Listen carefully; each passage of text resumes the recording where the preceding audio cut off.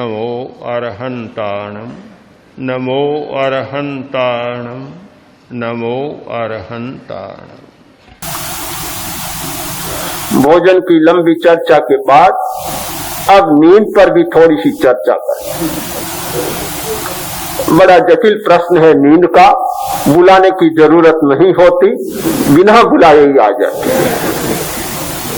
और रसोई बनाते शायद नींद नहीं आती होगी, कपड़े की सिलाई करते समय नींद नहीं आती होगी, गप्पे हाँकते समय नींद नहीं आती होगी, और सिनेमा देखते समय भी नींद नहीं आती होगी। किंतु ध्यान के लिए बैठे तो वह ध्यान में बैठना जैसे चित्त को निर्मल बनाने का अवसर है, उतना ही अवसर नींद को लेने का है। दोनों के लिए समान अवसर है, और शायद नींद के लिए बहुत अच्छा अवसर है। ऐसे सोते समय भी पूरी नींद नहीं आती होगी। जिन लोगों को नींद नहीं आती है उनके लिए ये नींद की गोलियां लेने की जरूरत नहीं, ध्यान और कायस्थ की स्थिति में बैठ जाए तो उनका काम हो जाएगा। वरदान है। हाँ, अपने आप काम हो जाएगा।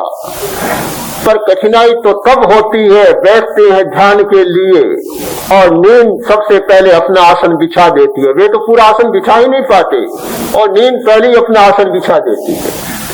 बड़ी कठिनाई होती है। नींद और जागरण दोनों साथ जुड़े हुए हैं। जागना और सोना, नींद लेना, दोनों बातें हैं। कितना खाए, जैसे प्रश्न है, खाने के बारे में कोई नियम नहीं बनाया जाता, क्योंकि हर व्यक्ति की भूख अलग अलग होती है। कोई सामान्य नियम नहीं बनता। कैसे बन सकता है? भूख के अपने अपने नियम है। कुछ लोग ऐसे होते हैं, एक आदमी था किसान, तो किसी ने बता दिया कि भोजन करो तो बीच में पानी पी लिया करो, ये बहुत अच्छा है। अब पकड़ता है तो पूरी पकड़ता है। अनपढ़ आदमी बहुत जल्दी पकड़ता है बात को, और पकड़ता है उसे छोड़ता भी नहीं जल्दी से।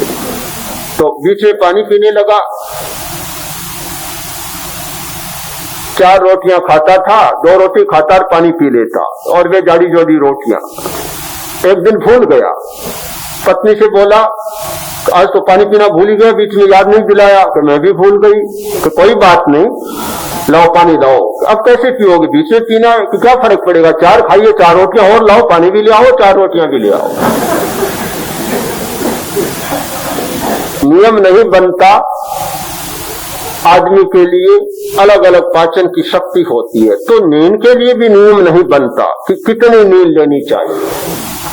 एक व्यक्ति 2-4 घंटा नींद लेकर भी और पूरी शक्ति का, ताजगी का अनुभव करता है। 7-8 घंटा सो जाता है तो भी ऊँघता ही रहता, ऊँघता ही रहता। मैं देखता हूं बहुत बार, अपनी स्थिति की तुलना करता हूं। आचार्य श्री 12 बजे सोते हैं और मैं भी 12 बजे सोता हूं। 4 बजे उठ जाते हैं, मैं भी उठ जाता हूं। पर आचार्य श्री कहते हैं कि नींद जमा नहीं रहती। मुझे लगता है कि नींद जमा रहती है। अलग अलग स्थिति होती है। बहुत कम सोते हैं आचार्य वर्ग, और फिर भी कभी ये महसूस नहीं करते कि भार है या कर्जा चढ़ गया तो उसे उतारना है। किंतु मुझे अनुभव होता है कि भार है, इसे उतारा जाए, कमी को पूरा किया जाए। तो अलग अलग स्थिति होती है। नींद के बारे में कोई सामान्य नियम नहीं बनाया जा सकता कि कितना समय नींद में लगना चाहिए। एक बात बहुत महत्वपूर्ण है साधना की दृष्टि से, और उस पर साधना करने वाले व्यक्ति को तो ध्यान देना जरूरी है। और इसलिए जरूरी है कि आज की सारी संस्कृति और सभ्यता बदलती जा रही है। आज 8 बजे उठने की संस्कृति पनप रही। सूर्योदय की बात छोड़ दें, 8-9 बजे तक सोते रहना तो आज सामान्य बात होती जा रही है। कभी कहा गया था 4 बजे उठना, ब्रह्म मुहूर्त में उठना, शायद कुछ समय के बाद तो वह बात भी एक कल्पना की बात हो जाएगी। जैसे राजा लोग कल्पना की बात बन गए, वैसे ये 4 बजे उठने की बात भी शायद कल्पना की बात बन जाएगी। हमारा ये कोई आग्रह नहीं कि 8 बजे न उठा जाए, ठीक है। जिनको बहुत व्यवसाय करना है, धंधा करना है, व्यस्त रहना है, व्यस्तता में जीवन को बिताना है, वे 8 बजे उठे, 9 बजे उठे, 12 बजे उठे, किसको आपत्ति हो सकती है। किंतु साधना की दृष्टि से सोचने वाले व्यक्ति को इस पर जरूर ध्यान देना होगा कि एक समय का अपना मूल्य होता है और आज उसकी वैज्ञानिक व्याख्या भी हो सकती है। शरीर शास्त्र की दृष्टि से हम इसकी व्याख्या करें, हमारा जो पीनियल ग्लैंड है और एक एड्रिनल, पीनियल ग्लैंड से 2 स्राव होते हैं, सेरोटोनिन और मेलाटोनिन। ये 2 हार्मोन्स स्रवित होते हैं, और भी बहुत सारे हैं, पर ये दोनों बहुत महत्वपूर्ण हैं। अब जो मेलाटोनिन है वे काम पर नियंत्रण करने वाला है। सारे काम वासना को जगाने वाले हार्मोन्स ऊपर से आते हैं, पीनियल से आते हैं, और उनको नियंत्रण करने वाला है मेलाटोनिन। वह 4 बजे तक, 3 या 4 बजे तक वृत्ति पर नियंत्रण रखने का काम करता है और 4 बजे के बाद प्राण के प्रवाह को भरने लगता है। हमारे शरीर में रोज प्राण का प्रवाह आता है, प्राण आता है। हम बाहर से आकाशमंडल से बहुत प्राण लेते हैं, तो जब तक मेलाटोनिन अपना काम नहीं करता, प्राण के प्रवाह को हम भीतर में ले नहीं सकते। तो ये 4 बजे का समय है कि उस समय प्राण का प्रवाह मेलाटोनिन के द्वारा पूरे शरीर में भरता है, नई स्फूर्ति और नई चेतना जागती है।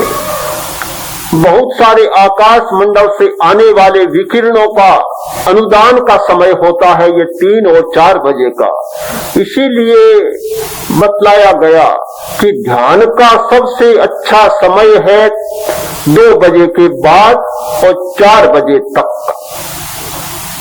जो पुब्बरत्ता वरक्त काले यानी पूर्व रात्र और अपरात्र यानी 12 बजे के बाद का समय संपिक्खये अपगमप्पेनम। आप रोज सुनते हैं हमारा घोष प्रेक्षा ध्यान का संपिक्खये अपगम, अपनी आत्मा के द्वारा अपने आप को देखता है। तो ये समय एक साधना की दृष्टि से बहुत महत्वपूर्ण समय होता है। रात्रि के 12 बजे के बाद 4 बजे तक का या 5 बजे तक का, इस समय जो व्यक्ति उठता है वह प्राण से भरा हुआ अनुभव करता है, स्फूर्ति से अपने आप को भरा हुआ अनुभव करता है। और बाद में सोने वाला सोता है, नींद भी लेता है, उठता है तो आलस्य से भरा हुआ, थकान से भरा हुआ, और उठ जाने के बाद भी ऐसा अनुभव करता है कि पूरी ताजगी आई नहीं। तो नींद और जागरण पर और लंबी चर्चा न भी करें, मानसिक बल को बढ़ाने के लिए कम नींद लेना बहुत जरूरी है। बहुत सोना बहुत खराब है। सोने में एक हानि तो प्रत्यक्ष है। आपने सुना उस दिन कि सोते समय हमारे श्वास की संख्या बढ़ जाती है, 15 से 18 श्वास हो जाते हैं। श्वास की संख्या बढ़ती है नींद में, तो श्वास की संख्या बढ़ना स्वास्थ्य के लिए और दीर्घायु दो अभ्यास कर लेता है कि नींद की स्थिति भी समाप्त हो जाती है। जैसे कुछ व्यक्तियों को भोजन की जरूरत नहीं होती, तो कुछ व्यक्तियों को फिर कभी नींद लेने की जरूरत नहीं होती। अप्रमत्त मुनि नींद नहीं लेता, जिनकल्पी मुनि बहुत थोड़ी नींद लेते हैं और यथालंदक निरंतर अप्रमाद की साधना करने वाला नींद से परे हो जाता है। भगवान महावीर ने अपने पूरे साधना काल में, इतने लंबे 12 वर्ष से ज्यादा लंबे साधना काल में केवल कुछ मिनटों की नींद ली, 1 घंटा भी नींद नहीं। इस स्थिति को भी प्राप्त किया जा सकता है। आहार और नींद, इन दोनों पर ठीक विचार करें तो ये दोनों हमारे मानसिक विकास में, मनोबल के बढ़ाने में बहुत सहयोगी बनते हैं।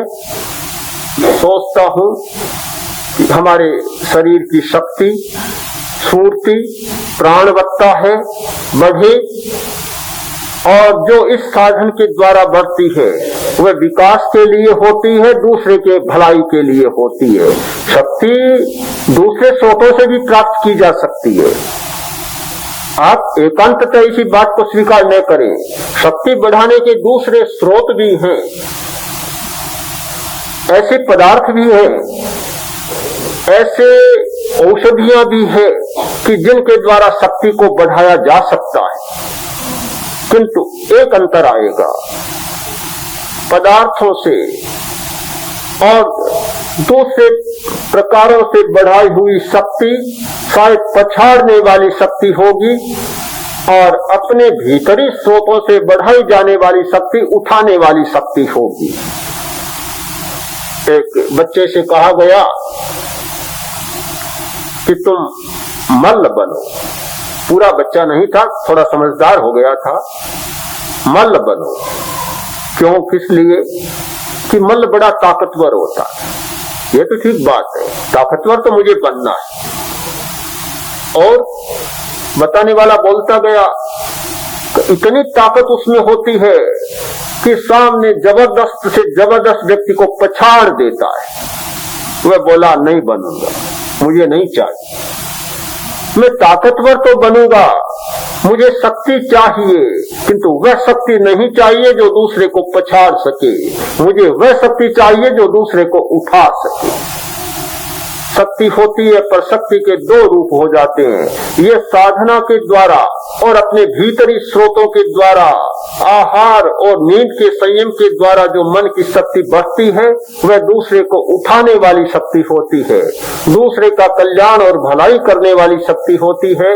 और दूसरे स्रोतों से प्राप्त होने वाली शक्ति खूब तेज पदार्थ और ऐसी औषधियां जो बहुत तामसिकता को बढ़ाती है, शक्ति तो बढ़ जाती है पर दूसरे को पछाड़ने वाली शक्ति बढ़ती है। हम स्वयं अपना निर्णय करें, विवेक लें, ऐसी शक्ति का अर्जन करें जो स्वयं को उठाए और दूसरे की चेतना को भी उठा।